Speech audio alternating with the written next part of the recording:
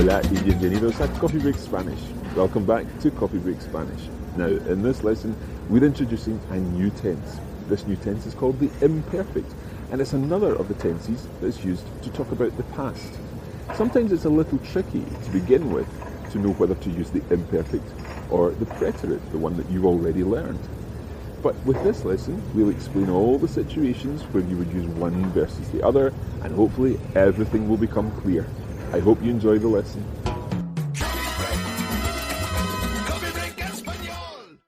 So tonight we're going to be looking at a new tense, a tense that's used in the past for a particular reason. This tense is called the imperfect tense, and in a sense it's quite a funny name for a verbal tense, the imperfect. There's nothing really imperfect about it, although you could say that something is imperfect if it's not yet finished, or if it wasn't yet finished at the time of speaking. It's probably getting a little bit complicated already, but don't worry, there are some really simple rules to remember when you use the imperfect tense. First of all, let's think of some situations in English. Let's think of the situation that I was still writing the script for tonight's lesson when Cara arrived. Now, Cara arrived, we know which tense that would be. It would be the preterite. Yeah, it's the preterite, because Cara arrived, it's a completed action. It's something that happened once. Cara arrived.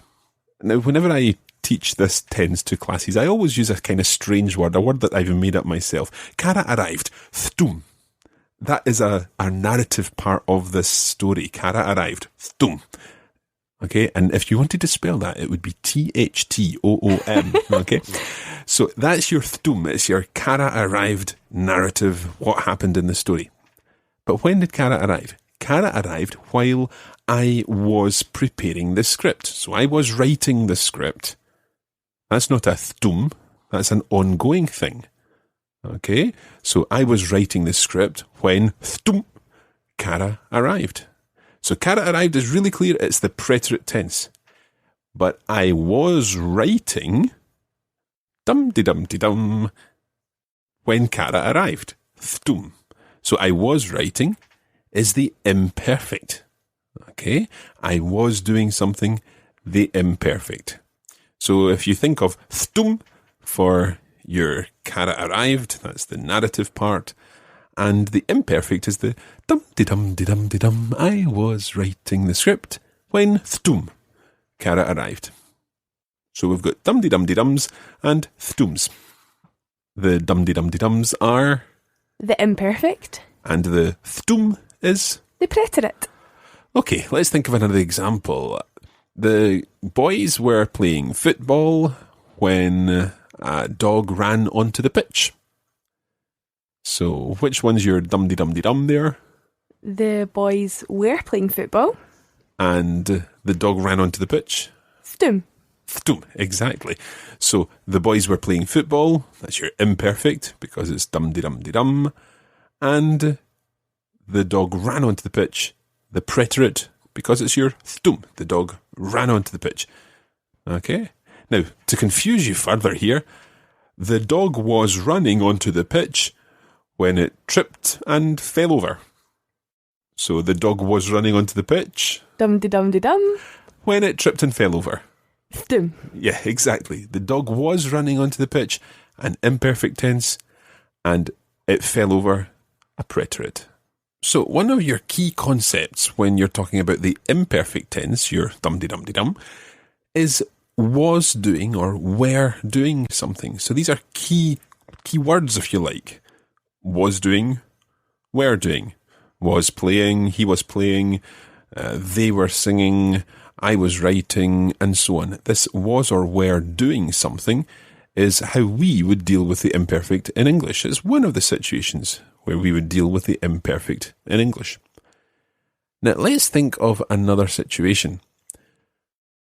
If you want to say, again talking in the past, when I was young, I used to go to a theatre class on a Saturday morning. Okay? When I was young, I used to go to a theatre class on a Saturday morning. Is that a thtum? Is that an event that happened once? No. It's something that I used to do every Saturday, yeah? Yep. So, in a sense, it's definitely not a thtum. Could you describe that as a dum-de-dum-de-dum? Yeah, because every second week would be a dum and every other week would be a day. So you've got dum-de-dum-de-dum. Okay, Cara, yeah, whatever. Basically, your keywords here are used to. Okay, so I used to do something, he used to do something, she used to do something, or she used to sing, she used to go, or whatever. That is another situation where you use the imperfect tense. So, I used to go to a theatre class every Saturday morning. Imperfect. So let's think about the imperfect a little more. We've already had the situation where it's was doing or were doing something, your first set of keywords. We've now looked at the used to do something, and that's another keyword. Now, a third situation, this one's a little more complex because it's perhaps slightly confusing. I'm almost hesitant to introduce this, but I'm sure that our listeners are very intelligent people. I'm sure you'll all cope with this, no bother at all. Think of this one as the sort of looking back to the happy times in the past when I lived in Salamanca in Spain. In the evenings, I would wander into the town. I would sit myself down in the Plaza Mayor. I would have a coffee or a beer or something in the Plaza Mayor, and I would sit and watch the people going past, and then I would meet up with some friends. We're using a would here. This is would. I would do something. But it's not the I would do something if I had the money. That's a different type of would. This is this would in the past, thinking back to times in the past. I would do this and I would do that and so on. So that's another situation. It's very like the used to, but it's used with the imperfect in the past. Okay? Okay, so we've got was and were. We've got we used to do something and the would in the past. That's it. Your was and were doing something. It's quite important to get the doing something in because was and were on their own can be slightly different, but we'll not go there just now. So the was and were doing something, that used to do something, and would do something, thinking about the happy times in the past, or indeed sad times in the past, but anyway. So those are three situations where you would use the imperfect tense. I'm going to put you to the test now, Cara, to see if you've understood this. I'm going to give you some situations in English, and I want you to tell me what the tense would be. In some cases, the sentence will include two verbs. Okay? So here goes the first one. This morning, I did my homework.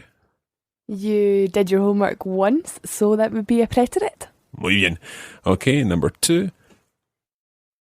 This morning, when I was eating my breakfast, I remembered I had to do my homework.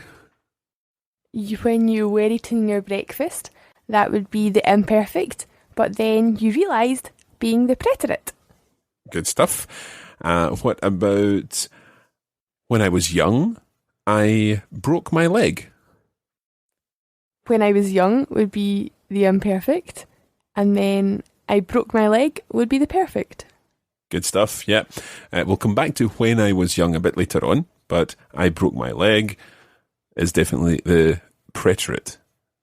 You were right with was being the imperfect, but we'll come back to that because it's one of those other situations that we've not quite covered yet. So let's try another one. When I lived in London, I would go to the theatre every month. You lived in London for a long time, so that would be the imperfect. And you used to go to the theatre often, so that would be the imperfect too. Good stuff. And one last one. I discovered Coffee Break Spanish a year ago, and I am learning lots. Okay, you discovered it once, so that would be a stum. So it's a preterite. Yep. And you are learning, would that be the present? Yeah, that's the present. Well done. Yeah, you picked up that little one I threw in there to just test if you were listening. Yeah, the preterite and the present tense there. Muy bien. Now, I think I'm right in saying, Cara, that you fully understand now when you use the imperfect and the preterite, certainly in the situations we've covered so far. Would I be right in saying that? Yeah, I think so. Hopefully our listeners do too. But what we've not done yet is actually talk about how you form the imperfect tense. It's actually extremely easy. And the best bit about this is that there are very, very few verbs that are irregular in any way in the imperfect. Yay! So, let's look at AR verbs in the imperfect. Let's take cantar, to sing. So, if we're talking about I was singing, I used to sing, I would sing karaoke every night in Spain or whatever, it's the imperfect tense of cantar. Now, singing is quite a good one to start with because the ending is ABBA. Like the music group. Absolutely. ABBA. I like this one. ABBA. ABBA. So you take off the ending of the infinitive, you take off the AR and add ABBA. ABBA. So cantar becomes cantaba. Cantaba. Cantaba. Cantaba. And cantaba means I was singing, I used to sing, I would sing in the past and so on. So cantaba. Cantaba. Dum-de-dum-de-dum. Cantaba. Cantaba. You now see where the dum-de-dum's coming. Okay, cantaba. You used to sing would be cantabas. Cantabas. So you've got the S ending that you're very familiar with for the tu form. So yo cantaba. Cantaba. Tú cantabas. Cantabas. And then él or ella, he, she or it, or indeed usted, cantaba. Cantaba. Again? Yeah, cantaba, same as the yo form, same as the I form. Cantaba, cantabas, cantaba. Cantaba, cantabas, cantaba. Okay. Do you have any ideas as to what the we form could possibly be? Cantábamos? Almost perfect. You've got the letters right. It's just the stress that you've got wrong. Cantábamos. Cantábamos. Cantábamos. Cantábamos. So if cantábamos means we were singing, how would you say you all in the Spanish informal plural form were singing? Cantabais. Cantabais. Cantabais. So cantábamos, cantabais. Cantábamos, cantabais. And then the they form is cantaban. Cantaban. Again, you've got these similar endings, similar patterns in this tense as well. So cantaba, cantabas, cantaba, cantábamos, cantabais, cantaban. Cantaba, cantabas, cantaba, cantábamos, cantabais, cantaban. Perfecto. Cantaba, cantabas, cantaba, cantábamos, cantabais, cantaban. Let's take another verb and we'll go with bailar this time. Another thing that should make you think of ABBA and Dancing Queen and all that kind of stuff. So, bailaba. Bailaba. Bailabas. Bailabas. Bailaba. Bailaba. Bailábamos. Bailábamos. Bailabais. Bailabais. Bailaban. Bailaban. So how do you say we were dancing? Bailábamos. How do you say he was singing? Cantaba. How would you say I used to dance? Bailaba. Okay, and what about they used to speak? Hablaban. Muy bien. Okay, we've tricked you out there with hablar, to speak, another AR verb. So that would be, of course, hablaba, hablabas, hablaba, hablábamos, hablabais, hablaban. Hablaba, hablabas, hablaba, hablábamos, hablabais, hablaban. So the imperfect endings of AR verbs, haba, habas, haba, habamos, habais, haban. And you now also know when to use the imperfect, at least some of the situations in which you use the imperfect. Cara, can you remind us what they are? When you use was or were doing something, when you used to do something, or when you would do something in the past. And these are all the dum-de-dum-de-dums, and sometimes dum-de-dum-de-dums are interrupted by Stooms. and the dums would be The preterite tense. absolutely. I think we'll leave it there. There are other situations where you would use the imperfect, but we'll do them next time when we're also learning the regular endings of ER and IR verbs in the imperfect. And there's some good news there too.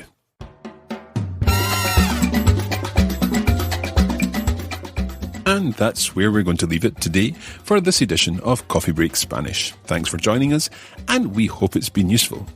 You can join the Coffee Break Spanish community on Facebook at facebook.com/coffeebreakspanish and follow @LearnSpanish on Twitter. Muchas gracias y hasta pronto.